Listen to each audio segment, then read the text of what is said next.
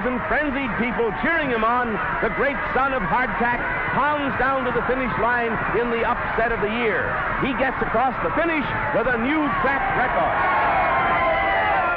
The grandest horse in 40 years of racing had won his greatest victory. Only $30,000 separated him from Sunbow as the greatest money winner of all time. And goes to the right-hand side of the two corners, takes the one, the red flag with the first of the corners, and they pass the right side and clear the second corner too.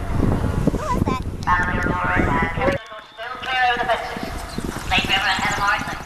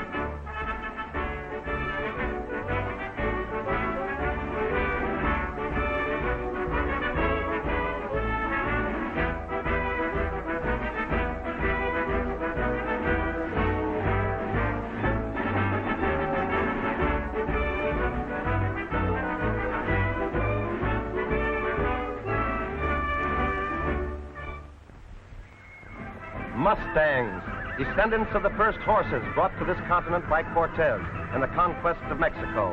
Spirited herds of animals roaming the prairies of our American frontiers, their thundering hooves heralding the birth of the West. Captured and broken, they became the constant companion and servant of the Indian. Pioneer spirits turned westward, their very lives depending on the endurance of the horse. New frontiers were established, and thus began the roundup of wild creatures, horses to aid man in building an empire. In mad fury, stallions engage in combat, hurling defiance at man or beast as lassos tighten about ponies who struggle for an unfettered existence. The same indomitable spirit lives today in the fighting bronco of Wild West fame. Although highly mechanized, the Army boasts fine horse specimens which make up our crack cavalry unit, and intelligent breeding is responsible for the amazing sulky trotters and the thrilling thoroughbred polo ponies with speed and stamina to spare. But it is at Churchill Downs where America's finest racehorses are to be seen in this country's most famous turf classic, the Kentucky Derby. Here, breeders and sportsmen enter their blue blood thoroughbreds in a performance of speed. Sleek, powerful bodies pound on it, a thrilling page in Kentucky's colorful cavalcade of horses through the air. Almost within the shadow of this historic track, another event was to transpire, bringing more glory to the bluegrass state. Midnight, April 1933. A watchman makes the rounds at Claiborne Farms, Paris, Kentucky.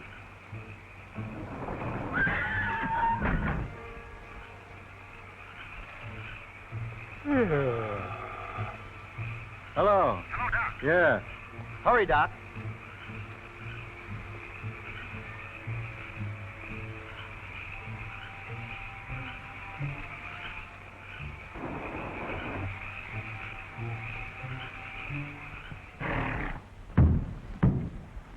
Steady, swing on.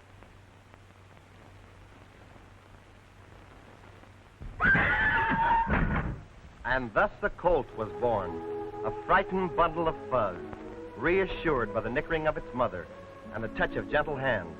Horses at birth measure the same from the knees down as when full grown. Like some children, colts, too, need coaxing at mealtime. And proud indeed of the baby is Hardtack, father of the colt. And even Granddaddy, man of war, a champion if there ever was one, takes the matter seriously and demands a bow. Thus, with such names as Hardtack and man of war in the family, it was decided to name the little fellow Seabiscuit. Just a few hours old, yet cocky enough to follow swing on his mother outside the barn for the first glimpse of a sunrise and a world full of strange things. Right from the start, he demanded extra attention, a funny little fuzz tail with gangling legs that supported a wee body. Carefree hours spent romping with an alert mother whose every action denoted her great maternal pride in this awkward youngster. With the passing of time, Seabiscuit grew stronger, and so did his appetite. He just naturally wanted to eat all the time.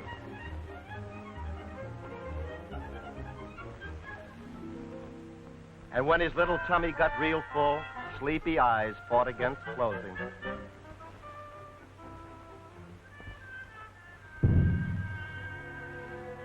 Oh, hum. Life was just a bowl of cherries. Nothing much to worry about, except that even little colts must be halter broken sooner or later. And as far as Seabiscuit was concerned, it was much sooner than he desired.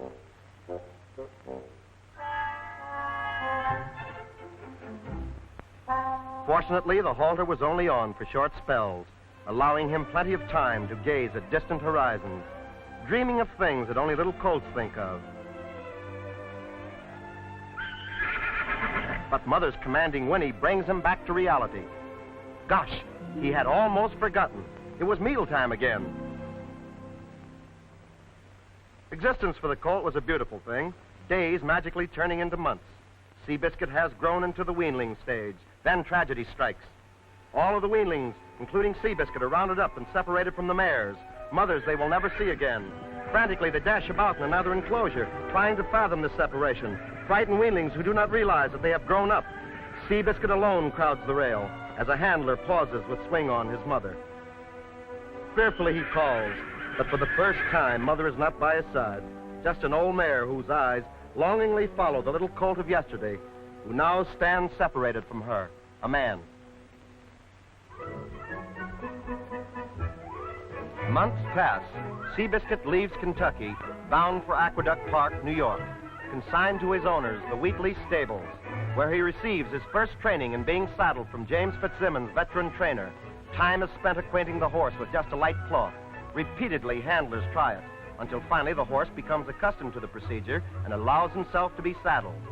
Highly intelligent, Seabiscuit took readily to his lessons, accepting the presence of an exercise boy on his back without too much fuss.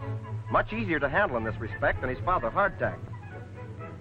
This accomplished, Seabiscuit was prepared for the important task of conducting himself properly at the barrier. Walk-throughs, standing still without nervous displays of temperament, all necessary for good barrier manners. Then the final touch in his education. Breaking from the barrier for the first time, and Seabiscuit is ready for his racing career.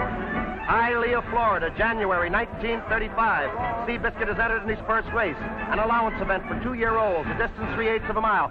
Suddenly, horses leap in unison, and the race is on. This is a new thrill for Seabiscuit. Never before had he heard the roar of the crowd. Flying dirt flicks both horse and rider. Sweating beats struggle to overcome the lengthening strides of the leaders.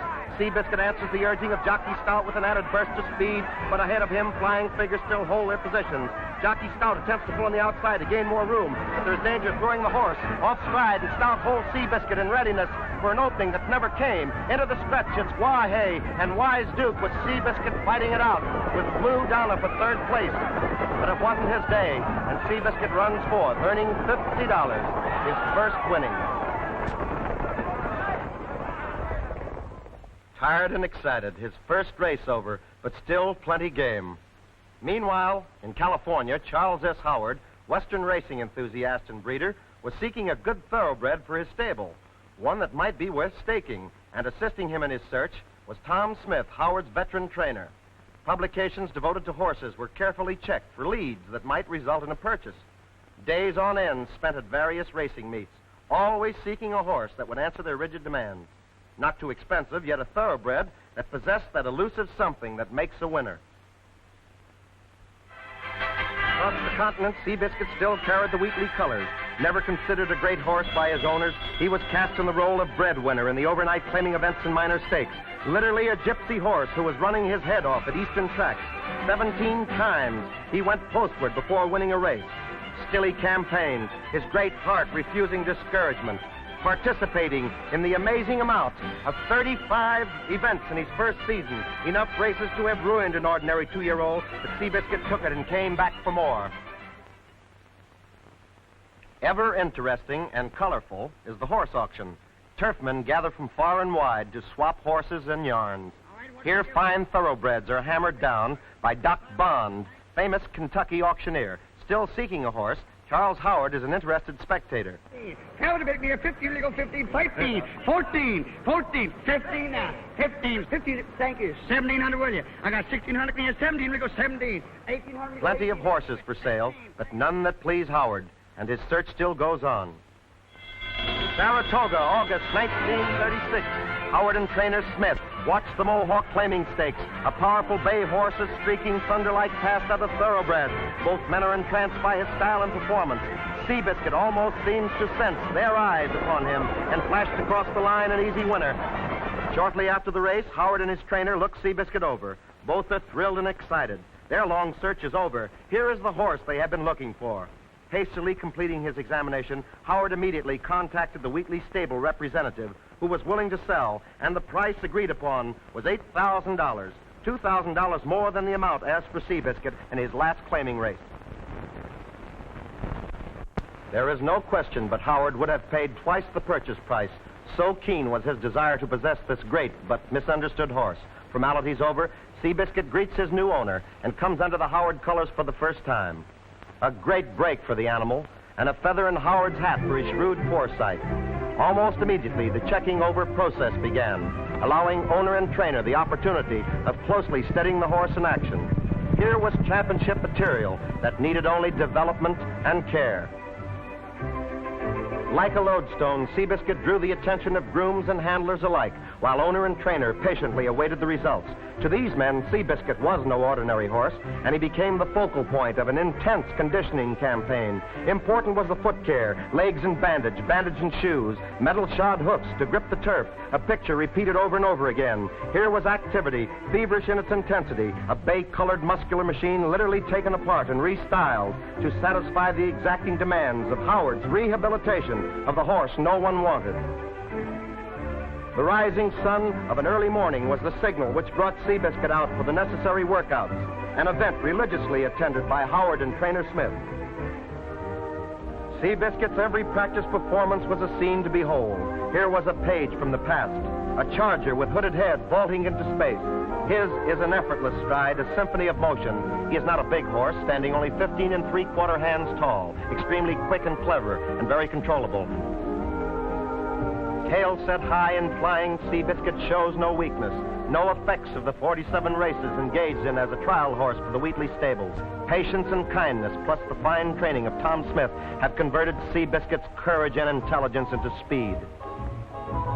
Speed that was amazingly consistent.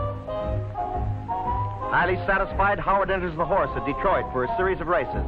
Sporting the white, red, and white triangle, insignia of his new owner, Seabiscuit thunders past Professor Paul and the great Azure car to win the governor's handicap and over $4,000 for his owner. Other victories followed, including the $5,500 Scarsdale handicap at Empire City. Then westward to Bay Meadows, California. He continued his streak, winning 2 races in succession, his earnings totaling over $40,000. At this point, owner Howard called a halt to Seabiscuit's activities. The horse had made good with a vengeance, and a 2-month vacation was ordered. Days devoted to satisfying his healthy appetite, a trait he possessed even as a colt. Within the short period of 4 months, this rejected horse, weeded out of a great stable, became front-page news and rose above his normal destiny to repay Mr. and Mrs. Howard for their kindness and affection. A fighting horse with a heart that matched his owner's confidence. February, Santa Anita, Seabiscuit loses $100,000 by a nose to Rosemont in the handicap, netting $20,000 for second place, the beginning of his amazing financial march across the tracks of the United States. Seabiscuit took them all on, asking no quarter and giving none. Back and forth he shuttled, from train to track, covering thousands of miles, a swashbuckling animal that broke records in horses' hearts. Sport-loving fans had found an idol and backed Seabiscuit to the limit. 15 times he went postward during 1937, returning millions of dollars to his legion of admirers, winning 11 races, placing second twice, third once, and boosting his earnings to over $168,000. 1938, Seabiscuit, thoroughly rested, is entered in the Santa Anita $100,000 handicap. 18 horses are set to go. Dynamite, awaiting only a detonation to set them off. Tenseness grips the crowd. All eyes watch the start. And they're off in a gallop that soon turns out to be one of the most exciting contests of the year. Pompoon and Seabiscuit are the favorites in this 4th running of the $137,000 Santa Anita handicap. But Seabiscuit is bounced around at the start and has a lot of going to overtake the early leaders.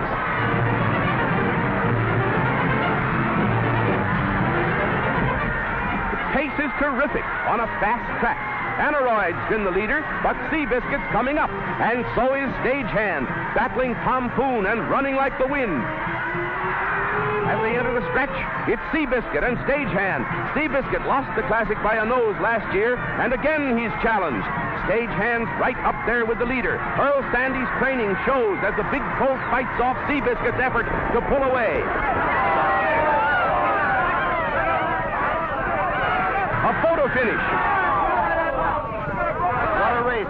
Almost instinctively, all eyes turn upward to the photo booth. Within the confines of this tiny room, high above the grandstand, a piece of sensitized paper holds the answer that means $100,000 to Seabiscuit or Stagehand, and thousands more to those who had bet the horses to win. A skilled technician, realizing the importance, attached to the still damp picture, hurriedly dries and inserts it into a container. An eternity for those who anxiously await the outcome, yet only a matter of split seconds before the picture is on its way down the slender wire to the judges' platform.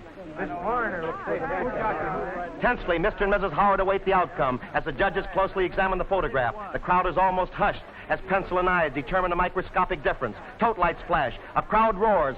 Stagehand is the winner. A minute difference, yet enough to deprive Seabiscuit for the second time the honor of winning America's richest stake.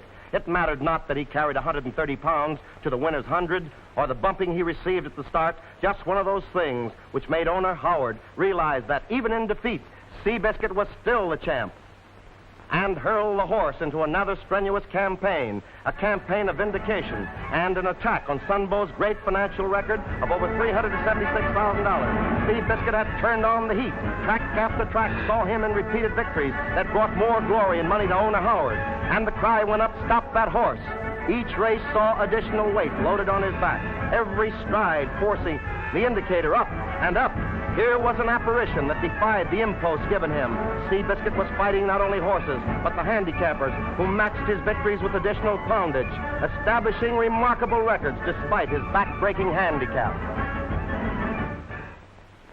Meanwhile, Howard canceled the match race between Seabiscuit and War Admiral, and reporters sought the reason. Sporting pages throughout the nation demanded the race, some intimating that Howard's unwillingness was fear of defeat, that Biscuit's legs were ailing, and Howard wasn't taking chances until his horse was in condition to settle the question of turf supremacy. Working tirelessly, Alfred G. Vanderbilt, vice president of the Maryland Jockey Club, finally secures Howard's promise for the second time to enter Seabiscuit in the match race.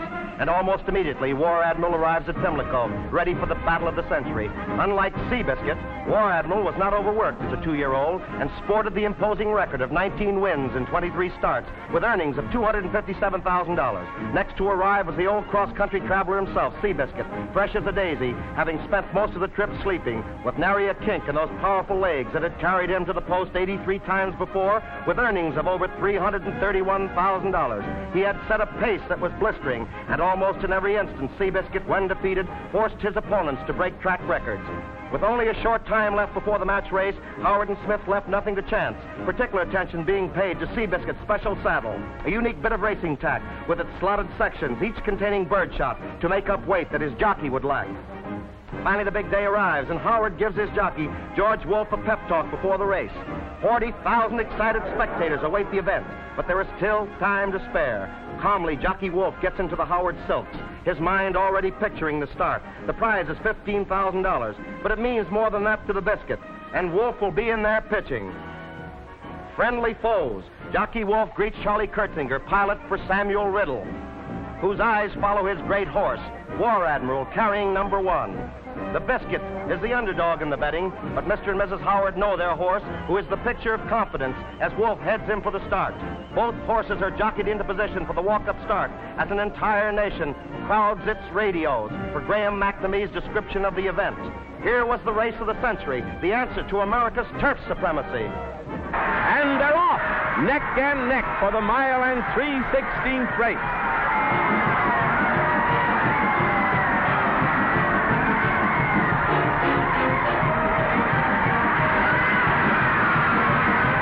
Seabiscuit bears down at the quarter-mile pole and pulls ahead by a length. The purse is $15,000, and Seabiscuit will be the second biggest money winner of all time if he can keep the pace. The backstretch battle is hard on both the horses, and it's here that the Admiral makes his bid. But Seabiscuit hangs right on, matching stride for stride. As they reach the three-quarter-mile post, Seabiscuit hangs on to his lead by a nose. Both horses are a fraction under the track record as they reach the mile pole and enter the stretch. It's the Admiral's last bid, and he fails. Seabiscuit is going away, increasing his lead with every stride. With 40,000 frenzied people cheering him on, the great son of hardtack pounds down to the finish line in the upset of the year. He gets across the finish with a new track record. The grandest horse in 40 years of racing had won his greatest victory. Only $30,000 separated him from Sunbow as the greatest money winner of all time. Whether Seabiscuit passes Sunbow's record is something for the future to decide. But we know that when his time comes to leave this existence, he'll be breezing along like a champion down the home stretch to that paradise reserved for yesterday's greats. 20 Grand, Gallant Fox, Cavalcade, Zev, and Farlap. And our money and hopes will always be on Seabiscuit's nose.